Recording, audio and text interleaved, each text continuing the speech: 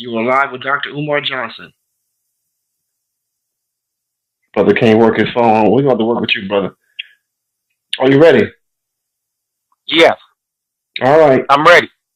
Go ahead. I'm ready. You're live with Dr. Umar Johnson. Hello, Dr. Umar. My name is Darren Young, and I guess you can say I'm a community organizer right here in the Bay Area. I'm currently with an organization out here, and just to say, what I'm watching is this industrial non-profit complex really decimate and destroy the movement to end mass incarceration. And being a formerly incarcerated individual myself, it's almost agonizing to watch what's going on. When we talk about the type of legislation that we are trying to push, some of the legislation that has been pushed, none of it is actually aimed at helping all of the African American men and women that are returning from incarceration. And the worst part about it is you can't get people to see that, men and women, they are returning home, not just in California, but from all over America. They're returning back home to communities that aren't even theirs anymore. So what we see, in my opinion, is this smokescreen. It's this thing to really rehabilitate the few and leave the masses that were impacted by mass incarceration behind. And everybody else is once again benefiting except for the black man. And, just listening to some of the things that you have said, one of the things that I have come to the conclusion of, and many of my brothers and sisters who are on the front line,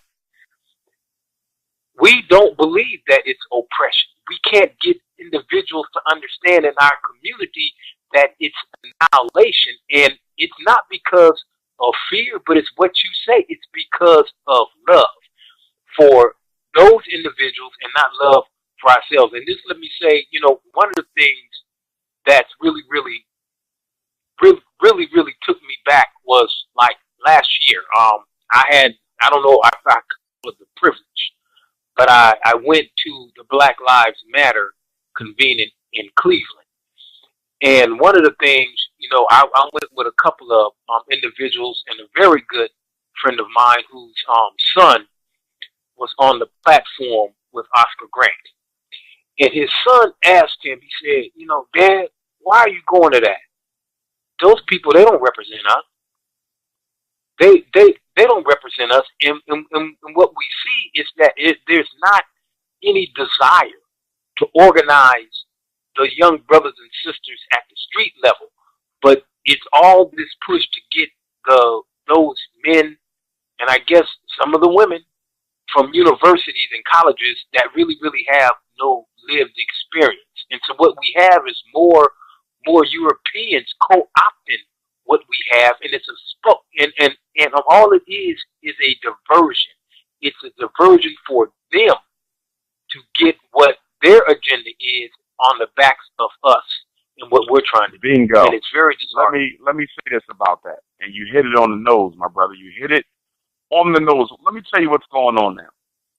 The white man saw that there would be an unrest. He knew that it would be difficult to intensify the oppression against African people without any backlash. He foresaw it. That's why the FBI manufactured the Occupy Wall Street movement. That was FBI led, because under military strategy, you don't try to destroy a movement because that might take too much time, the movement.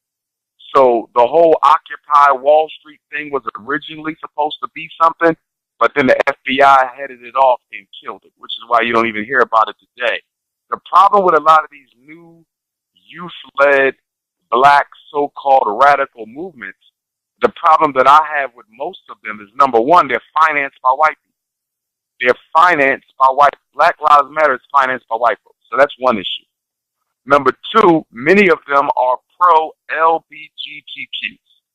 They are pro. And to be pro-LGBTQ as a black person is to be pro-extermination, because homosexuality leads to extermination, because you cannot reproduce mating with someone of the same gender.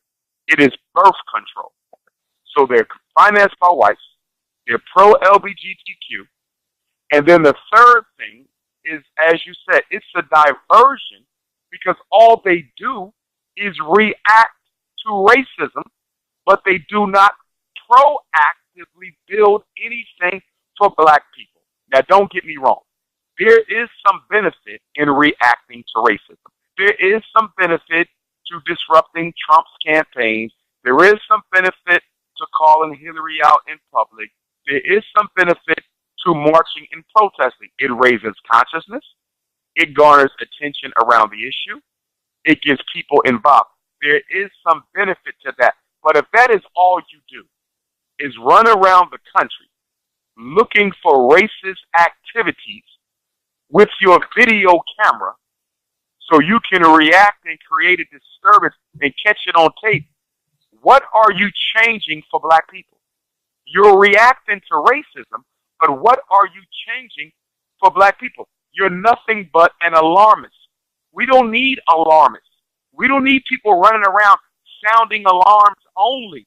You can sound the alarm, but after you sound the alarm, what are you going to do? Are you building a school?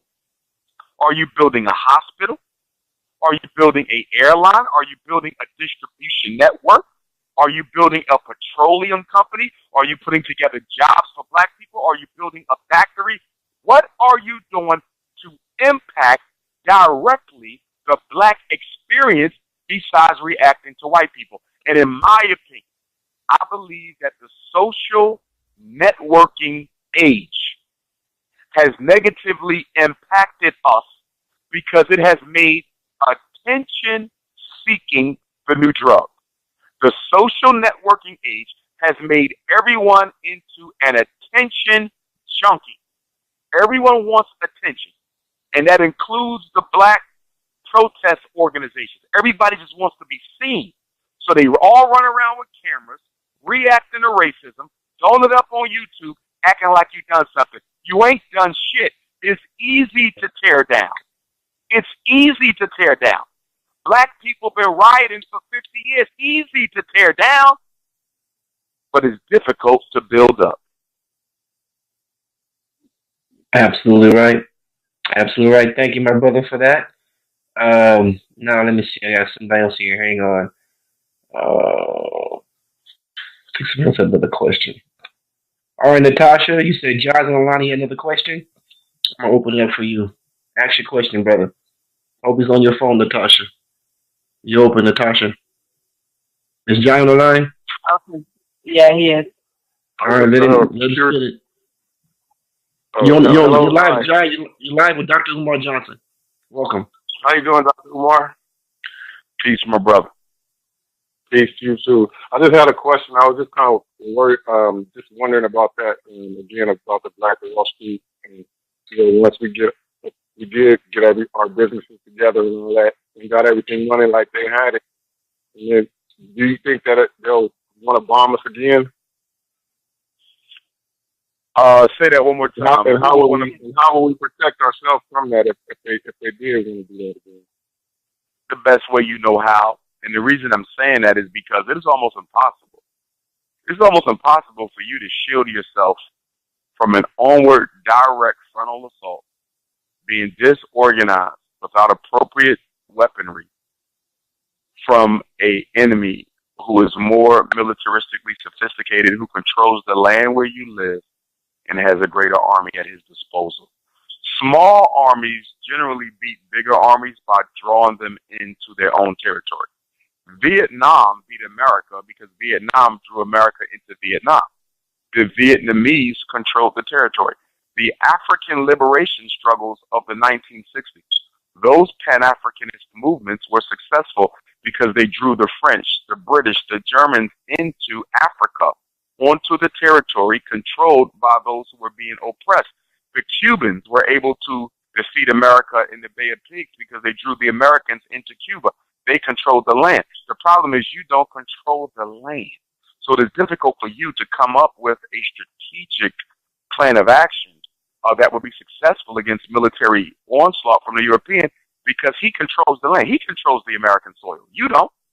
You don't have any underground bases. He has the underground bases. You see, everything is at his disposal, and it's only our fault. This is why it's Pan-African. See, Marcus Garvey did already prophesized all of this. And, you know, Garvey is key. I would implore all of the young people and older people, but especially the young people on the call, you really need to study your Pan-Africanism, and not your Pan-African socialism, but your Pan-African nationalism. You really need to study your Garveyism, because under Pan-Africanist ideology, we already saw this coming. This was prophesied by all the fathers of Pan-Africanism. The white man doesn't want the black man, period. So you'll never coexist with him because he don't want you. Now, as Pan-Africanists, we understood that. Marcus Garvey said the future of the African in America came blood and death. You're not going to have no future. He told you this 100 years ago, Garvey saw it. You see. And that is because when you understand white supremacy, you understand that the white man's ultimate goal is to rid the world of everybody but himself. The ultimate supremacy. Stay with me, y'all. The ultimate goal of white supremacy is to be the exclusive caretakers of the planet Earth. You want to be by yourself. You want to be free of any people who could potentially spoil your so-called genetic purity. Remember, anything the white man touches becomes that person. He is the most genetically inferior species on Earth. So he needs to get rid of the African first, because you're the greatest threat, because you can get rid of everybody else. He can get rid of everybody else. But everybody else can't get rid of you. They can get rid of the white man, but they can't get rid of you. So you're everybody's problem. You're everybody's problem. And everybody else is the white man's problem. So white supremacy, the goal has to ultimately go. That's the only way that their species can survive, guaranteed, is to rid the world of everyone else. So with understanding that, there's never been a future for black people in America. Now, we have organizations who have come after Marcus Garvey, teaching a doctrine that was counter to Pan-Africanism. We got groups now who say we want America to give us a couple states because they love white people. They don't want to leave America. They want to live with the white. They love them. They love the white man. Give me Texas, give me Alabama, give me Mississippi, and let me create a black nation. That's not no damn nation. That's a project. That's a project. What do you call a group of houses conglomerated in a small section of the city where everybody's stacked on? That's a damn project. I don't want no damn project. I want a nation. But the problem is most of our leaders who have created these types of ideologies were not progressive enough in their thinking. They didn't understand white supremacy enough, and also they were in love with white folks. Who the hell wants a country next to the white man? Why do I want the white man to give me a couple states to create a little Negro kingdom surrounded by white folks? You ain't free. That's not independence. That's garbage. And that's why when Garvey said Africa for the Africans, people said this man is crazy. I'm not going back to Africa. You ain't got to go to Africa, but the white man going to send your ass to your grave. So make your choice. All right. Thank you, my brother, for that. Got another caller. Last one of the phone is 8035. I think that's Marsh. 8035. 8035 right here. Yes, sir. Good evening. Welcome to the call. Good evening, Dr. Umar. Good evening. Thank you for coming forth. I'm one of these individuals that have looked at Hidden Colors 1, 2, 3, Black Wall Street, all of that. I'm an older brother that came along with Hewitt and H. Rap Brown and Stokely Carmichael and Pan-Africanism. Then I may be the wrong definition, but it was the same thing that you're saying now. When you get 70 years old and you look at these things and they're still going around and it's still just becoming worse. You said a while back, and you have to forgive me for using it when I'm with young individuals, but I want you to explain it even though you're saying it tonight, sir. And your statement was that we are suffering from the illusion of inclusion. And what you have said this evening, what is going on around us, what young folks are doing, what those so-called educated individuals are doing, is exactly that. That's that suffering. I would really appreciate it for those that don't know or have not heard it or don't understand it, given whatever, all these things that you told us and talked about this evening, to please explain that in detail for us in the audience. Yes, indeed. The illusion of inclusion speaks to the fact that white folks have been softening up black folks for the kill since Dr. King's extermination. And they have been able to soften us up for the kill by via of brainwash, by way of the illusion of inclusion, giving you things, events, presidents, laws, institutions, to make you think that America has changed its attitude towards black people and now wants to accept you. President Obama's presidency was an illusion of inclusion. Even diehard Pan-Africanists, diehard black revolutionaries disappointed me these past 8 years. Even some of our elders disappointed me. People who I thought lived and died red, black, and green were beginning to rethink their political position based on Obama's selection to the White House. I mean, that Obama move was the most powerful illusion of inclusion strategy, the Civil Rights Bill and the Voting Rights Act. I would say the Civil Rights Bill was a great weapon of illusion of inclusion. The Voting Rights Act was another strategy of illusion of inclusion. The Obama presidency was another strategy of illusion of inclusion. And now we got a bigger one than Obama. And that is they're about to put our Queen Mother ancestor, Harriet Tubman's face on the front of the $20 bill. Now, this isn't going to happen until 2019 or 2020. I was just down in Bucktown, Maryland, visiting the home of Harriet Tubman, where they're currently constructing a Harriet Tubman Visitor Center, not because they care about our ancestor, but because they want to get paid off of tourism dollars that will pour in once the Harriet Tubman $20 bill comes out.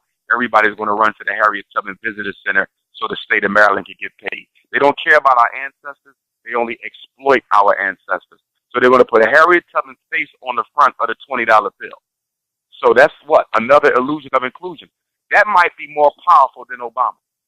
That might be more powerful than Obama, because whereas Obama was a biracial African, Harriet Tubman was a pure-blooded African, strong African features, formerly enslaved, ran away to freedom, and she was a woman on top of that. So that's going to get the black feminist support.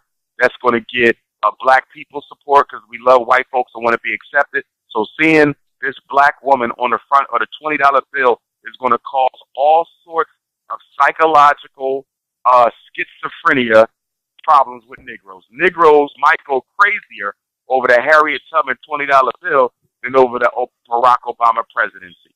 The white man is a slick devil. He is a slick devil. He said to himself, okay, we held them with Obama for 8 years, but now they see Obama ain't shit. So we're not going to be able to hold them too much longer after Obama is gone, because they see that he was nothing but a disappointment. So we got to give them something else to make them think that we care. How about putting Harriet Tubman on a $20 bill and giving that to the Negroes? That can be their reparations. So there you go. You got your reparations. Barack Obama and Harriet Tubman. That's Negroes' reparations for slavery, reparations for Trayvon, Eric Garner, Michael Brown, Sandra Bland, and the people they're going to kill tomorrow, God forbid. Psychological illusion of inclusion, making you believe that America wants you when she hates your damn guts. Absolutely. Thank you, my brother. I got another call for you. Last four is 9339. 9339, you're on the air with Dr. Umar Johnson. Hi, this is Mai. Thank you for taking my call. Sean, and thank you, Dr. Umar, for all the information. I have a couple of questions, actually. The first one is, do you think the majority of the white people are really that smart, and that they are all a part of this ultimate plan to give us the illusion of inclusion? Because that's not my experience. I just feel like though the powers that be are, but not the majority of them. Just like I feel like the majority of black people aren't as intelligent. But, and then number two is, what exactly is your plan, or your suggestion, not your plan per se, but your suggestion that we as black people do in this country, because I hear two different things. Basically, have your own, right? Educate our own, be self-sufficient. But are you talking about within this country? Because even if we were to pull all of our resources together, wake up and realize that we're all we got and we depend on each other, if we're still here, we only make up 13% of the population. If we really still all came together, all in, like minds, and doing the same thing to support each other and keep our dollars in our community and not spend and continue to advance the majority's economy, as we're notoriously doing, they still could probably just annihilate us just by sheer strength of number. So, I mean, are you suggesting that we literally, like you said, that we really don't have an emotional or any other kind of tie to Africa per se, as African Americans for the most part? So where do we go? What exactly are you suggesting? Okay. I'm suggesting the Pan-Africanist solution. As Pan-Africanists, we believe in repatriation. We believe that we have to go to black countries and build up independent communities in lands that are controlled or at least supervised by people who are members of our human African family. That's what I suggest. You are absolutely right, my queen. They burned down Tulsa. They burned down Rosewood. They burned down Durham. They burned down Wilmington, North Carolina. They burned down every black Wall Street that was ever built. And if you build another one, guess what? They're going to burn that one down too. As Marcus Garvey said, the future of the black man outside of Africa spells ruin and disaster. Now, because black people are in love with white people, they never even wanted to consider Pan-Africanism. Why black people are afraid of Pan-African nationalism? And it's because they love white people and don't want to let white people go. But the truth of the matter is, you will never be able to solve your problems for good while you live next to your oppressor. The white man will never allow black power next to white power. He will never allow that. Never, never, never. And that's why the solutions that have been proposed by all these other black groups will never work, because all of their solutions is about the white man giving them some states so they can build a Negro community right next to their slave master. We don't want that shit. In Pan-Africanism, we know that nationhood, for it to be truly independent, has to be on land that you control, that is not surrounded by your oppressor. So that means that even if you don't want to go to Africa, you're going to have to go to the Caribbean. You're going to have to go to Central or South America if you want to solve your problems for good. Now, if you want to stay in love with the white man and build, let them tear down, build again, let them tear down, build again, a lot of black people would rather do that. Some of us don't want to do nothing but fight the white man. All we want to do is fight him because we love him so much. We don't want to leave him alone and build for ourselves. We just want to keep on fighting him because we love him. It ain't that we need him, it's that we love him. Let me say that again. It ain't that we need him, it's that we love him. Let me say it one more time. It's not that we need the white man, it's that we love the white man. So the solution is for some of us to go back home to Africa, to begin the process of building up independent communities, and then send for the rest of us. But let me be clear about something. Let me be clear. Africa is not a utopia. The reason we are going to Africa is because we are going to make a contribution. It is not Africa's job to solve our problems. It is our job to solve our own problems in Africa. That means we are going to build up a nation. The same thing the white man did when he came to America, build up a nation. We are not going to look for jobs.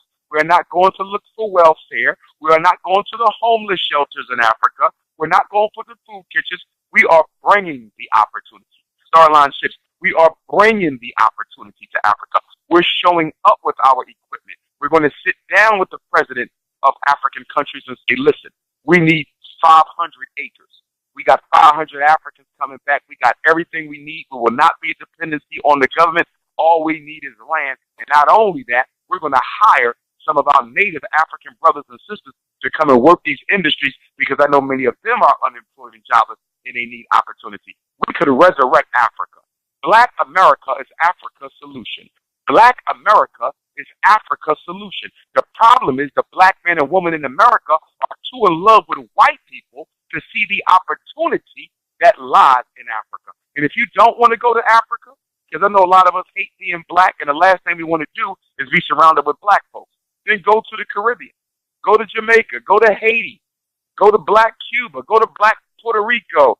Go to Trinidad and Tobago. Go wherever you want, but you must go to a black country because you have no future in a continent or country dominated by your enemy.